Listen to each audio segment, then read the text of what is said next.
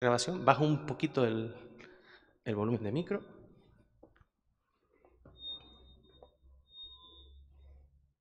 Ok, vale. Habla un poquito, Eduardo. Hola, hola, probando, probando, probando. Tengo el conflicto de yo puedo hablar hacia ellos, ¿verdad? Sí, porque tú estás microfonado aquí. Vale, pero Yo quiero estoy decir, como tienes una cámara apuntando No, ahí, te el da audio igual. viene Vale, de tu micrófono. vale. Pero lo que estás grabando tú se me va a ver todo el rato mirando para acá.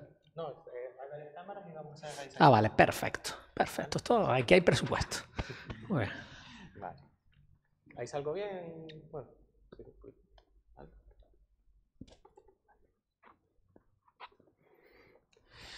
Buenos días y bienvenidos. Estamos en este evento final aquí en el edificio Nexo, Campus de Tafira, de este trofeo eSports ULPGC, curso 2024-2025. Soy Jorge Castellano, promotor de la actividad, director de TMT eSport. Continuamos con la parte formativa en el día de hoy. Vamos a darle paso a Eduardo González, director de Factoría de Innovación, de Foster Studios, que nos va a ilustrar un poquito sobre el apasionante mundo de la creación de videojuegos desde Canarias. Pues nada, Eduardo, desde que quieras, el público es todo tuyo. Bien, Gracias. gracias, Jorge. Bueno, vamos a... O sea, les he traído dos pequeñas presentaciones. Ya hemos hablado un poco mm, de los juegos que nos gustan y demás. Les hablo un poco de trayectoria profesional primero y después pasamos a la parte de desarrollo de videojuegos porque están, en mi caso, muy enlazadas, ¿vale? Yo cuando tenía vuestra edad y tenía ya que elegir estudios, eh, no había estudios específicos de desarrollo de videojuegos. Entonces, a mí me gustaba mucho, desde que probé las primeras videoconsolas, me gustaba mucho, mi juguete favorito era, o mi hobby favorito eran las videoconsolas. Entonces, como no había un estudio específico, me dedicaba en mi tiempo libre, en este caso a jugar y también, que siempre me gustó mucho la parte comercial, a vender en los típicos rastros porque no habían aplicaciones de compra-venta videojuegos.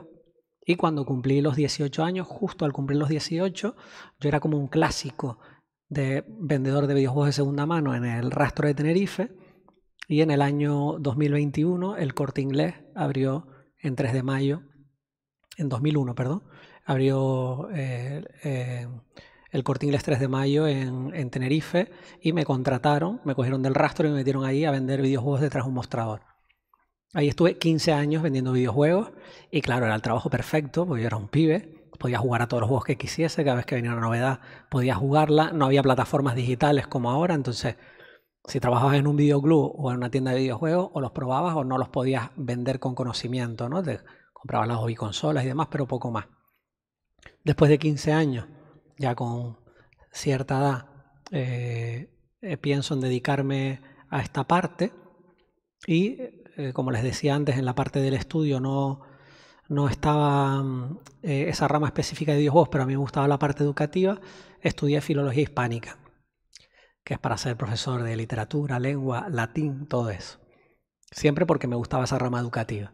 Pues bueno, pues pasado el tiempo este y tras un tiempo en el Corte Inglés bastante largo, se me ocurre la idea de montar una escuela de videojuegos, porque en ese momento tampoco había unos estudios profesionales.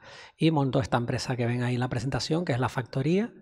Montó una pequeña escuela que nace en 2017 y hasta 2019 es puramente una escuela de videojuegos con cursos que como máximo se podían apuntar de 5 a 10 personas dependiendo de la rama.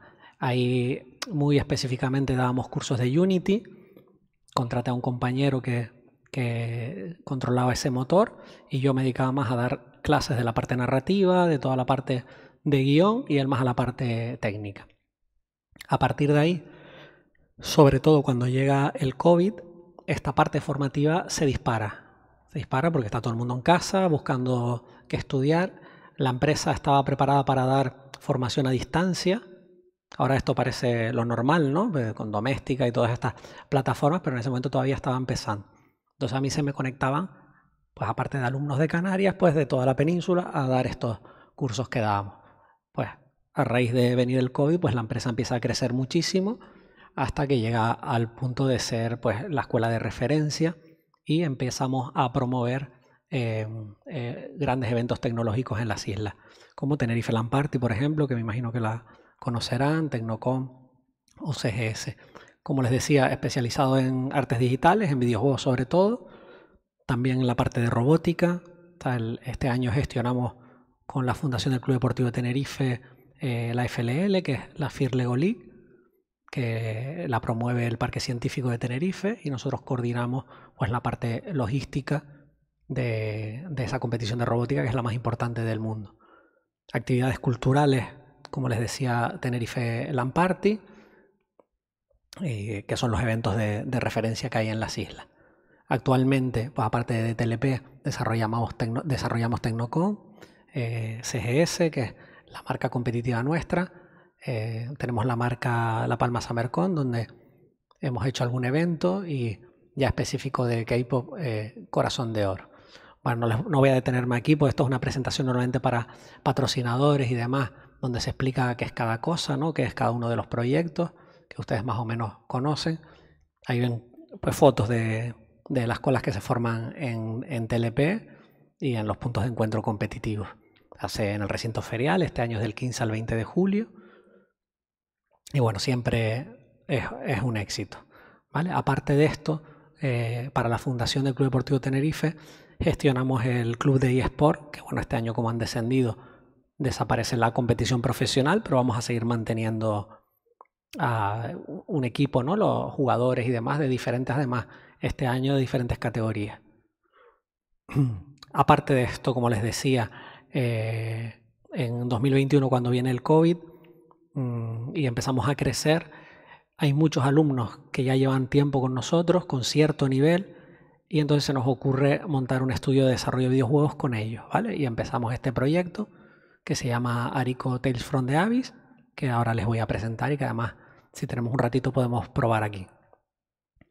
Bueno, el crecimiento de la factoría y nuestra actividad tan específica, pues tenemos de clientes recurrentes pues administraciones públicas como Cabildo de Tenerife, Parque Científico, Gobierno de Canarias, Ayuntamiento de Santa Cruz y demás. Y partners privados, pues los más importantes dentro de este sector. Bueno, ahora les voy a lo que seguramente les interese más, pero creo que el preámbulo era importante sobre todo para saber por qué alguien desarrolla videojuegos, o en mi caso, por qué alguien se gasta dinero en desarrollar videojuegos, en tener personas contratadas y demás. Primero, el sector del videojuego del desarrollo es un sector de alto riesgo. Cuesta mucho y es muy difícil publicarte porque hay mucha competencia. Se están desarrollando videojuegos todos los días, se están publicando miles y miles de videojuegos en todas las plataformas, pues casi a diario, los fines de semana ya ni te cuento. Sin embargo, si te gusta, y como decía Sara en la ponencia anterior, aunque no lo puedes romantizar, sí te hace feliz, ¿no? Trabajar en lo que te gusta. Nosotros empezamos ya en 2021 este proyecto, que al principio se llamaba solamente Abyss, por un tema de copyright. Tenemos que buscar otro nombre y ustedes saben que en los proyectos de videojuegos normalmente hay nombres provisionales, ¿no? Pues la Xbox era Proyecto Scorpio, bueno, todo esto. Pues nosotros, en el proyecto, los nombres provisionales, en los dos personajes principales del videojuego, que son el explorador que uno maneja y este dragoncito, el dragoncito se llamaba Arico, porque era el nombre de la mascota del diseñador de arte. Pues como nos referíamos a ella como Arico, al final el nombre nos fue gustando. Nosotros vamos a muchos eventos de Asia, entonces Arico ahí tiene una sonoridad que es positiva. Entonces, bueno, al final nos gustó y dejamos Arico. ¿Sobre qué tipo de juego es Arico? Primero tenemos que decir, bueno, pues que está desarrollado para todas las plataformas. Queda pendiente solamente el porting a Switch 2 porque hay muy pocos estudios, solamente First Party, que tengan ahora mismo el kit de desarrollo. Pero aquí les traigo la versión de Xbox para probarla. Pero también está para PC, para la primera Switch, para PlayStation 5, para PlayStation 4.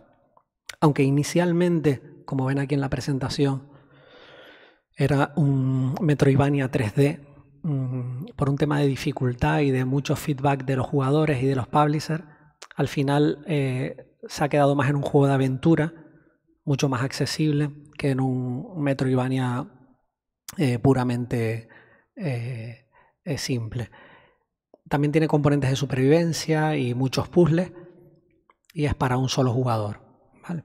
El PI que tiene designado es para 12 años y en teoría, si todo va bien, estamos programados para salir en el último trimestre de este año, con un precio de 25 o 30 euros, aunque esto puede cambiar porque ya sabemos que los precios de los juegos están a punto de sufrir un salto con Nintendo Switch 2 y seguramente hay otro salto más cuando salga GTA, ¿no? Sobre el tipo de juego que es Arico, es un juego que tiene mucho cariño puesto en el arte, con muchas influencias que van a poder ver y que les decía anticipada, de Zelda, de Estudio Ghibli, porque al final los que hacemos los juegos estamos influenciados por otros juegos, por otras series y demás, y esto es un círculo que es difícil de parar. De hecho, cuando estás desarrollando y todavía no has adquirido una personalidad propia, siempre te invade el miedo de que salga un juego muy parecido al tuyo, ¿no? Y estás con esa paranoia continua de que la gente no te copie y demás, cuando al final es que es muy difícil no ser muy parecido a otros juegos. El juego, la estructura que tiene es como originalmente estaba pensado como un Metroidvania, es un laberinto descendente donde cada vez que bajamos pues el peligro es mayor. Tenemos una energía en el personaje que, muy parecido a las inmersiones, se va consumiendo. Cuanto más bajamos, si no estamos mejorando el personaje, más se consume esa energía. Eso, añadido a todos los puzzles, submisiones, recolección, es lo que le da gracia al juego. Dentro de cualquier juego es importante la narrativa, la historia. Aquí la seguimos a través de unos pergaminos que nos van revelando un poco el lore de la historia y de los personajes. Cuando tú empiezas a jugar, al principio no tienes nada más, sino que estás explorando un mundo, caes en una grieta o se cae tu amigo en una grieta y tú vas detrás de él a rescatarlo, y es a partir de ahí cuando empiezas a descubrir todo esto de la civilización que está ahí escondida y que nosotros también en un trabajo grande de investigación, digamos, pues hemos llamado a los auritas, ¿no? Pues en el mundo que hemos pensado para nuestro videojuego, estos personajes vivían inicialmente en la corteza de la Tierra y después fueron descendiendo. Entonces, bueno, pues esa corteza, esa parte exterior la llamamos aura. Entonces, finalmente le dimos el nombre a los personajes de auritas. También, como pasa en muchos juegos, antes le estaba hablando de Borderlands, por ejemplo, donde hablaba del enemigo, ¿no? De la segunda parte de Jack el Guapo. También hay una parte o un personaje que en los juegos que son, digamos, de culto importantes, que es el propio escenario en sí, ¿no? En Borderlands está Pandora, que en sí esconde un montón de peligros. Aquí pasa algo parecido. En el escenario, aparte de trampas, hay una energía que está corrupta, que es la que nos hace que nos baje más o menos la energía. Y después hay unos templos, obviamente muy influenciados en Zelda, donde en cada templo se esconde una runa que le da un poder singular a nuestro personaje. La runa de viento, la runa de luz, la runa de fuego. Los personajes del juego, siendo un videojuego indie de poco presupuesto, pues no son muchos. O sea, el personaje, el superviviente, que es el que nosotros controlamos, que no tiene género, no está definido. O sea, la idea es que el jugador o jugadora se identifique con el personaje. Tiene bastantes elementos parecidos a Link. También tiene una influencia de Mega Man con su brazo. Todo muy Capcom. Y después el otro personaje que parece ser nuestra mascota, pero que después adquiere un protagonismo especial a medida que descubrimos sobre la cultura a la que pertenecemos, que es Arico, que es nuestro dragoncito. El dragoncito además nos ayuda porque cada vez que hacemos una inmersión y traemos a la base los materiales para recolectar, hacemos un repaso de las cosas que hemos vivido en diálogo con Arico. Eso nos ayuda a que el jugador no se pierda detalles de la historia. Aparte de eso, en el abismo hay otros personajes. Los enemigos principales son los espectros, que son como espíritus de nuestra antigua civilización, llevan parte de nuestra ropa, que han quedado ahí atrapados y que pues combatiendo con ellos pues al final los liberamos. Y pues ciertos elementos, espíritus que viven en el abismo. El juego tiene 3 capas principales muy diferenciadas y la base donde vuelves de manera continua para mejorar el personaje. La primera capa, que es la menos peligrosa, pues está llena de vegetación y bueno, pues mucha hierba y demás. La segunda parte es una parte mucho más oscura, ya con mucho peligro y que parece como estar congelada. Y la tercera parte y la final, que es la parte más baja del laberinto, es un desierto donde esta civilización que estamos descubriendo se desarrolló con más plenitud, pues llena de mecanismos, de puzzles más complicados. Una de las particularidades o diferenciaciones que tiene el Arico, nuestro videojuego, con respecto a otros juegos indie es el tema del calendario, que ha sido complicado de integrar, de desarrollar, pero aparte de una mecánica de día y de noche, donde la noche es mucho más peligrosa que el día, hay desarrollado un calendario de semanas, meses, años, basados en el número 6 de esta cultura, y donde cada vez que pasa un día, pues las cosas en el abismo cambian. Puede haber un terremoto puntual que abre un camino, o puede ser un día donde las condiciones climatológicas cambian y demás. Eso hace que cada vez que bajes al abismo, aunque el laberinto sea el mismo, pues te dé la sensación de que haya otras experiencias, ¿no? Y que sea diferente. Los artefactos principales que manejamos nuestro personaje es lo que ya habíamos hablado, el brazo. El brazo le incorporamos una runa a medida que vamos avanzando y las vamos descubriendo, y tiene diferentes habilidades. Pues la de fuego pues dispara, la de luz nos sirve para activar mecanismos, la de viento para atraer o alejar elementos. Y después la urna, que es la urna que nos da energía, que la lleva el personaje en la espalda, donde se ve pues la energía que te queda, y que a medida que usas determinadas acciones como doble salto, el dash y demás, se consume más rápido. Digamos que esos artefactos son los que dan sentido a la mecánica, a la jugabilidad del juego. Como les decía, pues hay 3 runas que hacen que al descubrirlas y adquirirlas, pues vuelvas para atrás en el laberinto para acceder a otras zonas que no podías acceder al no tener la runa que correspondía, y eso hace que con el mismo mapa pues tengas un juego que se va descubriendo poco a poco y que se vaya haciendo más amplio a pesar de ser el mismo mapa. Dentro del laberinto, los elementos que nos van a ayudar a mejorar el personaje a través de la recolección pues son las esencias, la vegetación y los cristales, ¿vale? Para comprar mejoras tanto del guante como de la urna tenemos que ir pues cogiendo esos materiales, llevándolos a la base. Si morimos los perdemos para poder mejorar y que accedamos a zonas nuevas, ¿no? Esto es típico de los Metroidvania. Aquí ven diferentes partes del juego, que son las trampas. Ahí ven a la izquierda un puzzle, un templo, muy parecido a los templos de Zelda, obviamente muy influenciado.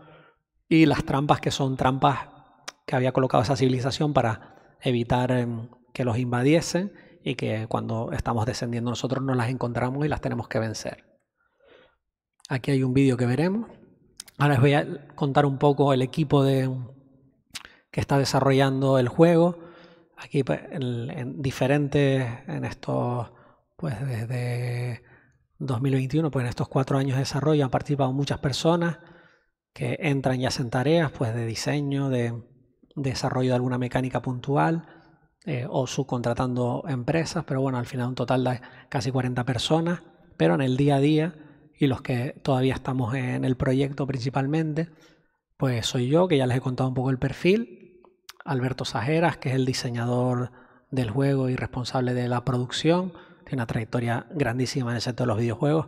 Ha publicado con Drakkar Studio pues, juegos superventas, por ejemplo, en Londres, como en Reino Unido, como Patrulla Canina, que es un juego que aquí todos conocemos por la licencia, y es un juego infantil que es un superventa.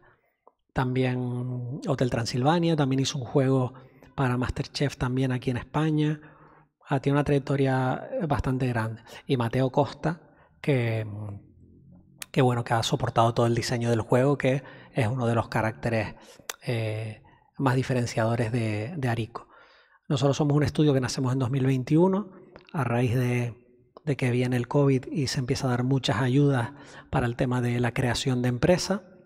Recuerdo en ese momento que a mí me daba mucha rabia ya tener montada la empresa, porque cuando yo la monté no había ninguna ayuda, y entonces decidimos embarcarnos y abrir el estudio en vez de hacerlo desde la propia empresa matriz. Y este es Drakkar Studio. Les quería hablar también de este estudio que es colaborador nuestro y que está coproduciendo Arico. Ellos sí son 80 trabajadores en Tenerife, desarrollando grandes licencias. Esas son las que han publicado. Son un estudio especializado en licencias infantiles, ¿vale? Pero que bueno, que muchos de esos juegos, sobre todo Patrulla Canina, han liderado ranking de venta en grandes industrias como Reino Unido. Gracias a ellos hay gran parte del desarrollo que hemos compartido que se nos ha hecho mucho más fácil. Esto se los comentaba porque en el desarrollo de los videojuegos, sobre todo cuando ya eres un equipo de 5 o 6 personas, la colaboración es importante, porque en el desarrollo tanto en el sector de la animación como de los videojuegos no siempre tienes la misma cantidad de trabajo.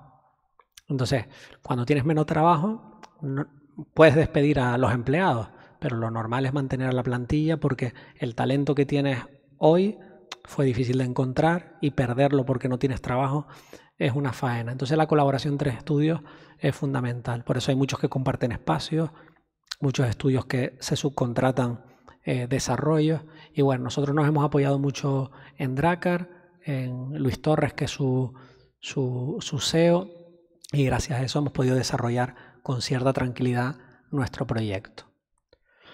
Y yo creo que hasta aquí tengo esta presentación,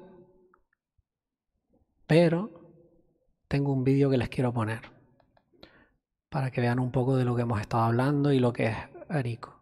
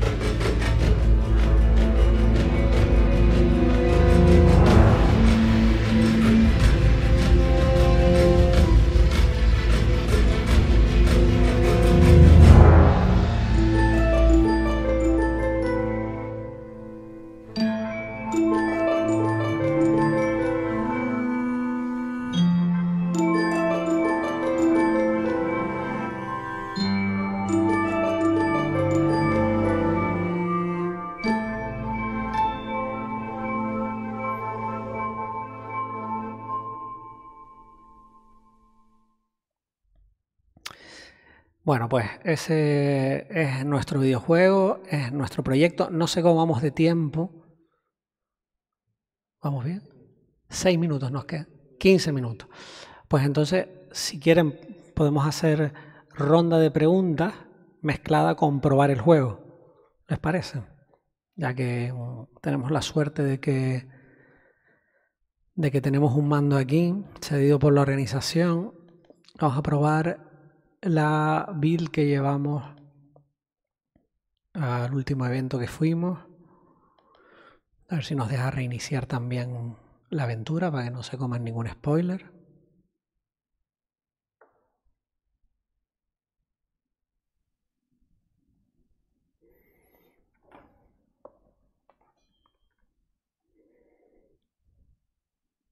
Y a ver si echa el sonido, ya sería estupendo. A ver.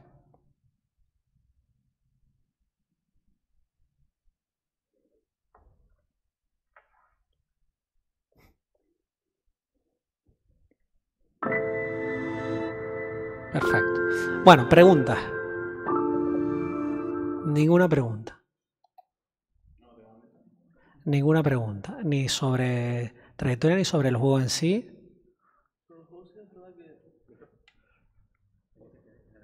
¿Es muy parecida a la jugabilidad de los Zelda? ¿O No, o sea, Vale. está muy influenciado, por ejemplo, la parte de los templos. Estéticamente podríamos decir que rozan ahí el plagio, sin embargo, la dificultad es mucho mayor en Arico. Como tienes que conseguir las runas, que son elementos importantes, los templos, los 3 templos, pues van aumentando de dificultad, pero ya el primero es bastante difícil. Esa sería la parte más parecida. Después Zelda, como es un mundo abierto, pues hay una parte muy grande de exploración. Ya en gestión de recursos ni hablamos, porque al final aquí gestionas 4 o 5 recursos. Pero más allá de la estética y del parecido que hay sobre todo en la primera capa, con todo ese verde y demás, no es parecido. No es parecido. Sí es verdad que la gente cuando lo ve, como es una impresión, y tiene ese filtro tipo shell shading que tiene Zelda, la gente dice, ay, ¿cómo se parece? Y sí tiene una influencia, pero más artística que de desarrollo. ¿Y cuánto teóricamente debería durar una partida normal? Mira, si vas muy a saco, es un juego que como mínimo te vas a comer 9 horas. Si eres completista, no deberías poder hacerlo en menos de 16 horas. Eso para un juego indie está bastante bien. No, sí. Es que mi problema con los Zeldas es que son muy largos. Sí. Y viendo esto, la verdad que me llama la atención porque es algo parecido, pero que probablemente me vaya a gustar. Porque a mí los Zeldas no es que me llenen tanto. A mí el problema que tengo con los juegos tan largos es que como no juego continuado, me cuesta recordar el hilo por donde iba, sobre todo en la parte de la historia, ya no te digo en misiones que sean muy largas. Por eso cuando juego intento acabar cada misión. Aquí como en la base tienes el recordatorio, el guión, y es un juego mucho más corto, pues es fácil encontrar el hilo. Al final aquí estás explorando, buscando una salida, con lo cual te lanzas siempre a buscar, a ver por dónde fuiste, por dónde no. Se parece más a un Hollow Knight en cuanto a buscar el laberinto y cómo acceder que a un Zelda. Ok, muchísimas gracias. Bueno, les pongo la introducción y si no les molesta le voy comentando. ¿Más preguntas? ¿Seguro? A ver si me deja pulsar nueva partida.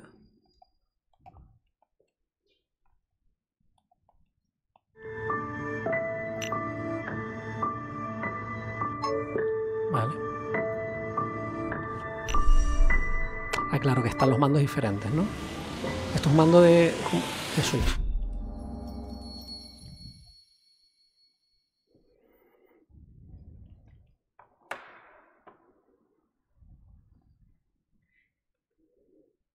Si su nome era una manpola.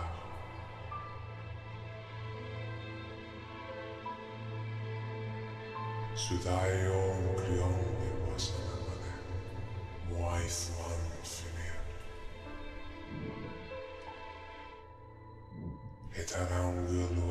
El que puso la voz aquí fue Jorge Castellano.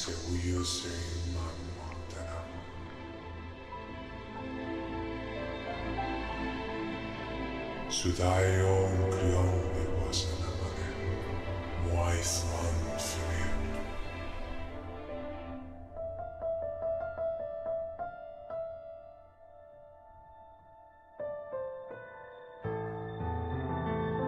Bueno, aquí en Canario es que somos un explorador, estábamos por la superficie, se partió el suelo, se cayó el dragoncito y para abajo que vamos.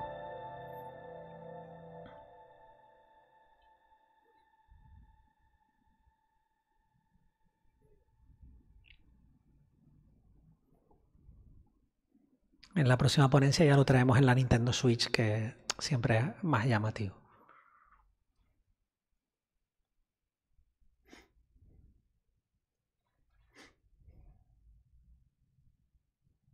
A ver, porque mi ordenador está al límite, ¿eh?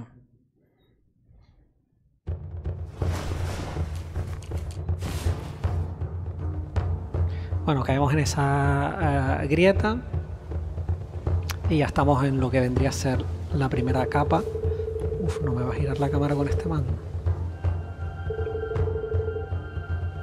Bueno, vamos a intentar escapar.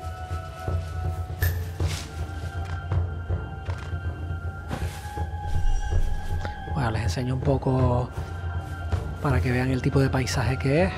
Vale, estás cayendo pues una grieta, una parte subterránea. No sé si lo aprecian aquí, pero las huellitas esas, él lo acaba de decir que es la sangre de Ariko, ¿no? Del personaje que nos está acompañando.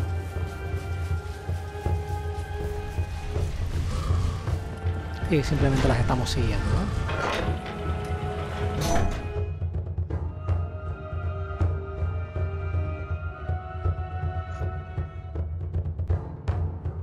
No tienes uno de Xbox, ¿verdad? No.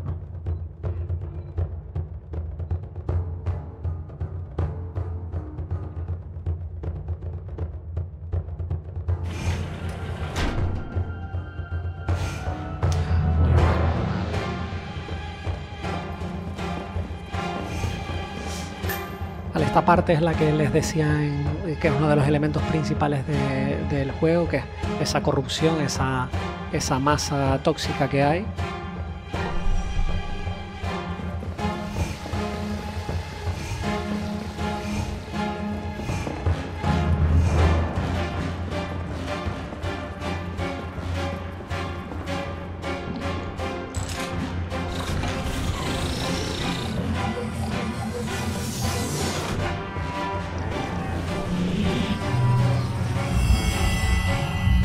Bueno, este es un proceso que se va a repetir bastante en el juego.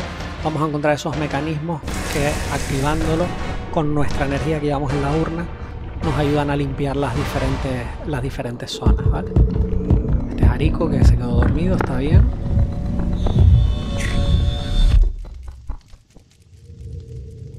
Y ahí a la derecha ven lo que les decía en la ponencia, ¿no? El calendario, cómo va avanzando de día.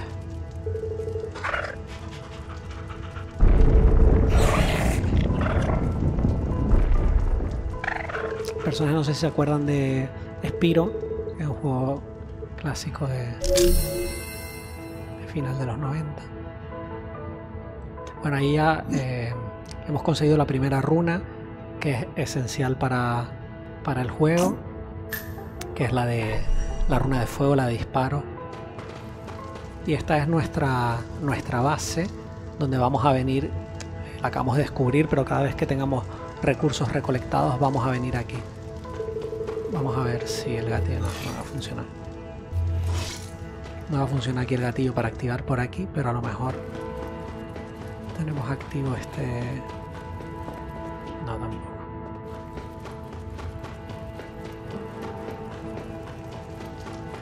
Bueno, aquí si tuviésemos...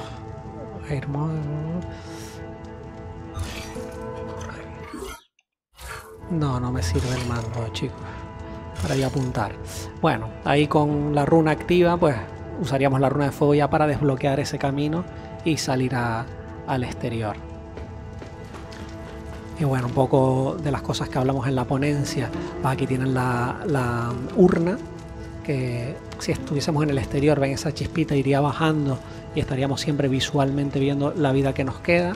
Y dentro del guante, no sé si ven como una gema de color naranja, pues cuando equipamos las otras runas que son de color, pues veríamos pues que tenemos equipado, pues se ilumina además de color verde o de color azul celeste si fuese la runa de luz.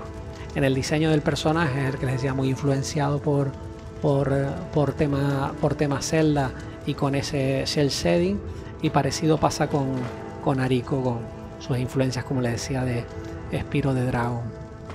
Aquí tampoco creo que les puedo enseñar mucho más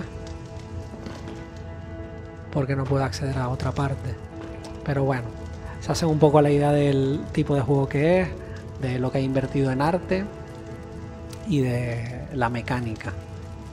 Más preguntas, más cositas. Yo sí tengo una pequeña cuestión. ¿Por qué no trajiste el mando tú, no? No sé que necesitabas disculpar el... No. Se me despiste total de que teníamos la posibilidad de probarlo, no, ni se me ocurrió. A ver. Y bueno, sí tenía una pequeña cuestión como ferviente coleccionista. Sé que sobre todo con juegos indie cuesta mucho más, pero ¿se prevé algún tipo de souvenir de lanzamiento físico o edición física o merchan en ese sentido? Que es algo que siempre puede llamar a Mira, ese lanzamiento. a ti que te gustan mucho los peluches, eh, el juego tiene mucho potencial, sobre todo en la figura de Arico, ¿vale? Uno de los inversores en el videojuego es Selecta Visión, sabes que él saca grandes ediciones coleccionistas para sus series, y a través de Selecta Play, que es su división de videojuegos, saca ediciones coleccionistas de muchos juegos indie. Entonces sí tenemos expectativa de, cuando tengamos el publicador digital firmado, de que Selecta Play saque, sobre todo en España, esa edición coleccionista con el explorador y con Arico, alguna figura o algún libro de arte o demás. Primero en la fila para pedirte una edición firmada. Sí, hombre. Me lo anoto. La traemos en la próxima ponencia, claro que sí. Bueno, la verdad que es una maravilla ver que desde Canarias se pueden realizar este tipo de desarrollos y sobre todo al nivel, ¿no? que se puede llegar, ¿no? Pues a mí personalmente, por lo poquito que hemos visto hoy, no desmerece para nada con cualquier título de doble, casi ahí rozando el triple. La verdad que para mí es un orgullo de saber que en Canarias tenemos este tipo de producciones y darte la enhorabuena. Gracias, Jorge. Sí, hombre, el videojuego hoy en día lo difícil es encontrar talento, pero sabes que es una actividad deslocalizada, que puedes estar trabajando aquí para cualquier compañía. Aquí hay grandes trabajadores que trabajan para grandes compañías en Tenerife, en Gran Canaria, y que viven disfrutando de todas las bondades de Canarias. Entonces sí, hombre, es normal que con el tiempo se vayan uniendo aquí en Tenerife, en Gran Canaria, o en otras islas, para desarrollar videojuegos y cada vez de mayor calidad. Pues nada, la verdad que es un placer contar contigo, Eduardo. Antes de despedirte, ¿alguna preguntita de última hora? Yo tenía una o dos. Venga. Una es más o menos personal y otra es más o menos de cara al público. La primera viene siendo que más o menos como este juego tiene planeado hacer la escala de dificultad, porque hay algunos juegos que ya de plano o directamente se vuelven o súper fáciles o tienen un power creep de la nada que los hace de plano injugable o muy injusto para los jugadores que se estaban sintiendo cómodos con las primeras horas del juego. Más o menos cómo este juego va a integrar la escala de dificultad. Mira, sabes que la dificultad es a nivel de desarrollo. Tú tienes pensado una dificultad al principio. Además, tú tienes en tu cabeza no tratar al jugador como si fuese idiota, sino, oye, no voy a contar ciertas cosas, esto se entiende. ¿Sabes lo que pasa? Que cuanto más juegas a tu juego, sobre todo desde el principio del desarrollo, más te alejas de la opinión del jugador. Entonces, es muy difícil balancear la dificultad de algo que tú has hecho ya. Imagínate cuántas veces he jugado a esto, 300.000 veces. Entonces, claro, a mí hay gente que llega a jugar por primera vez y dice, mira, pero es que a los primeros 5 minutos ya estoy perdido, no sé dónde tengo que ir. Claro, desde el principio tienes que guiar bastante al jugador. Ya llega un punto donde ya el jugador tiene ciertas habilidades y lo que haces es darle libertad para que él juegue al juego a su ritmo. Por eso, cuando hablaba el compañero de cuánto tardas en acabar el juego, pues dependiendo de cuál sea el grado de desafío que tú quieras afrontar. Si lo quieres completar, pues oye, pues te va a costar pues casi 20 horas. Si tú quieres acabarte el juego porque quieres sacar todos los logros o porque quieres decir me lo acabé, pues bueno, pues en 8 o 9 horas te lo puedes acabar. Entonces, hoy muchos juegos balancean su dificultad en base a completarlo en un mayor o un menor porcentaje. Vale. Y más o menos en relación a la respuesta anterior a esta pregunta, ya que los desarrolladores más o menos no cuentan con esa sensación más o menos como de cara al jugador, no sé si me estoy dando a entender, como ellos son los que hacen el videojuego, entonces no se les hace, no les da la sensación de que algo sea muy difícil o muy fácil, porque como son los desarrolladores pues tal. Entonces tiene alguna especie de screenplay planeado para que algunos jugadores testen el juego antes de publicarlo. Y así ver más o menos cuál sería la opinión. Sí, mira, a este juego, el que estamos viendo, habrán jugado aproximadamente unas 320 personas. Sí, sobre las 300 personas habrán jugado. Estoy intentando pensar en equipos de desarrollo que han participado y que han jugado todos al juego. Vale. Y al final de todos sacas como un resumen general. ¿Qué pasa? Que tú para avanzar o mejorar en tu juego tienes que ir mezclando entre la gente que ya lo ha jugado y que te dice, pues esto ha mejorado. Siempre tienes que reservar una parte de la opinión al jugador nuevo que no sabe nada de antes.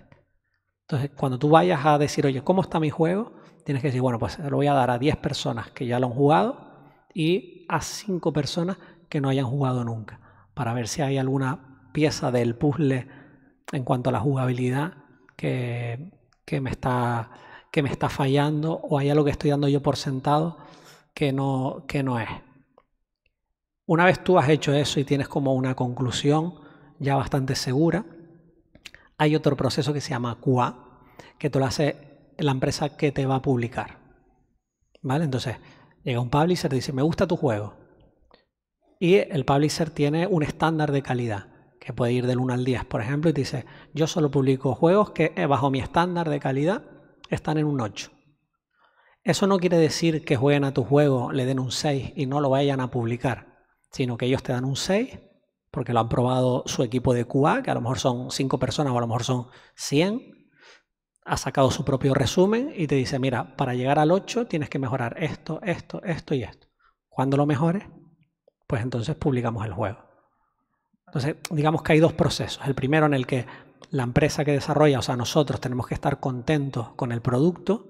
De hecho, por ejemplo, a día de hoy, a nosotros nos falta todavía un buen tramo para estar completamente contentos con el balanceo de la dificultad. Y cuando ya eso lo tengamos, tenemos que pasar el filtro de nuestro publisher. ¿Qué puede pasar? Que nosotros balanceemos nuestra dificultad. O sea, ¿qué puede pasar? No. ¿Qué ha pasado ya? Que nosotros tengamos ya nuestra dificultad. Digamos, somos un juego complejo, pero vamos, que puede jugar cualquier jugador que haya jugado antes a videojuegos. Llega un publisher y te dice, el juego es frustrante. La energía baja demasiado rápido. Y entonces tienes que replantear todo el balanceo. Y ha pasado ya que replanteas todo el balanceo y el juego pierde emoción. Y el mismo publisher te dice, mira, el juego no es emocionante. Le faltan enemigos. Entonces, eso es una batalla continua. Y además no debes caer en el error, porque yo lo veo en compañeros, de compararte con otros desarrollos.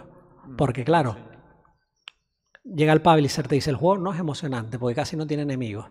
Y tú no le puedes contestar, mira, pero es que The Journey no tiene enemigos. No, eso ya. ¿Entiendes? El Journey hay uno entre 1.000.000. Y querer ser uno entre 1.000.000 de entrada es muy complicado. Que no te digo que este juego pueda hacerlo, porque tiene un montón de potencial. Tiene un lore fantástico, tiene un componente artístico. O sea, si este juego sale a final de este trimestre en Switch 2, no sé si vieron el último Nintendo Direct, pero bueno, hay 10 juegos, muchos de Nintendo y otros first party, con mejor aspecto que este. O sea, si este juego sale en el primer, sobre todo campaña navideña, el sector asiático, el juego que se va a vender. Lo que pasa es que tienes que llegar al punto de ser un juego publicable, ¿no? Que la gente diga, oye, merece la pena jugar. Vale. Y, y este juego, qué compromiso le da al jugador? ¿Qué es lo que le ofrece? ¿Qué tipo de experiencia le ofrece? Pues lo que... Porque, por ejemplo, algunos shooters, el compromiso que tienen con los jugadores es, por ejemplo, darles un first person eficiente, unos que se centran más en el competitivo, otros que se centran en el contenido, y en cuanto a los plataformeros así, unos se centran más o menos en la calidad del mismo, otro en el tipo de niveles, otro en los enemigos, otro en los objetos, los ítems, las armas. ¿Qué ofrece más o menos?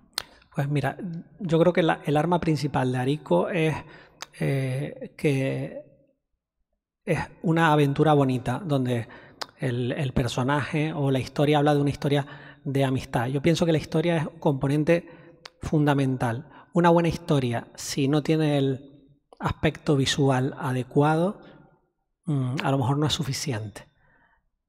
Pero creo que la suma de los dos argumentos de ser una buena historia, ¿no? Una historia de amistad entre el explorador y su mascota, que además no es lo mismo que una amistad hoy en día, que una amistad con otro personaje, ¿no? Las mascotas hoy en día están muy, muy valoradas, a la gente le importa mucho cuidar de algo, de alguien, de su mascota.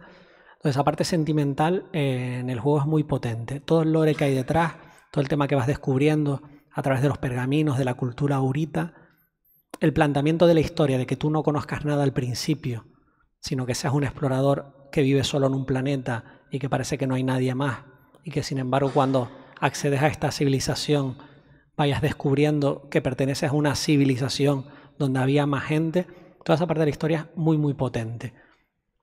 También lo que esconde tu mascota, que al principio piensas que es tu acompañante y sin embargo es un elemento esencial en esa cultura que vas descubriendo, que rinde culto a esa raza que se llaman Ocoris de lagartos, ¿no? Porque tiene una serie de poderes y demás que potencian al personaje. Todo eso que vas descubriendo es lo más potente. O sea, al final, cuando todos consumimos un producto audiovisual, sea una peli, sea una serie, sea un cómic, lo que sea, tú lo que quieres es que te llegue, que te emocione, que te guste. Lo mejor que le puedes ofrecer a un jugador que va a invertir tiempo de su vida en jugar a tu juego es una buena historia. Ahora, una buena historia y un buen componente artístico es un fuerte argumento. Después, tienes que ser un juego consistente. O sea, que la jugabilidad sea decente, que la animación sea buena, que el personaje se mueva con fluidez, que el juego no sea aburrido. ¿Vale? Pero bueno, lo que creo que es el gancho principal de Arico es la historia y el aspecto artístico. Hay mucha gente que consume videojuegos solamente porque se ven bien. La música también, como has podido escuchar, también está muy trabajada. Todo lo que es todo lo que es componente artístico de Arico hace que roce un nivel muy alto, muy alto. Vale, o sea, técnicamente lo que me estás diciendo es que el punto fuerte de este proyecto y lo que ofrece es más que nada sensación de misterio y descubrimiento conforme más explores. Vaya. Sí, o sea, la aventura, la historia es nuestra mejor oferta para el jugador. Oye, por un precio muy razonable dentro de hacia dónde va a girar el sector de los videojuegos, una aventura de 8 a 16 horas que te va a gustar, que te va a emocionar, que vas a recordar, que vas a querer jugar porque tiene 2 finales, ¿sabes? Entonces... Vale. ¿Y cuáles son las redes sociales de este proyecto para saber más? Pues la factoría tiene sus propias redes, que digamos que es como la empresa matriz, y después Foxer Studio tiene su propio Instagram, su propio Twitter. Ahí puedes seguir los avances que vamos haciendo. Sí es verdad que desde octubre del año pasado, como hemos estado ya en negociaciones con publisher, hay muchos publishers que te piden que pares la comunicación. Que no saques Steam page, que no saques redes sociales, que no publiques contenido, porque es más su trabajo. Vale, muchas gracias. Sí, quería aportar, precisamente también para, claro, ellos definen el lanzamiento para controlar los tempos en ese sentido. Sí, también piensa que cuando tú estás negociando con un publicador, el publicador se dedica a publicar, entonces vas a porcentajes de ventas con ellos. Cuanto más trabajo hagas tú, menos tienen que ofrecer ellos, entonces para ellos negociar mejor, cuanto menos tengas tú hecho, pues te haces más atractivo, ¿no? Porque al final ellos te prometen una serie de métricas que si vienes de cero son más fáciles de conseguir. Pues nada, muchísimas gracias, Eduardo. Ahora sí llegamos al final de esta sección, no sin antes darte un agradecimiento especial. Ya es tradición en los ponentes de nuestras actividades hacerles entrega de Un su tupper con diploma macarrones. de agradecimiento. Muy bien. Oiga, muchas gracias.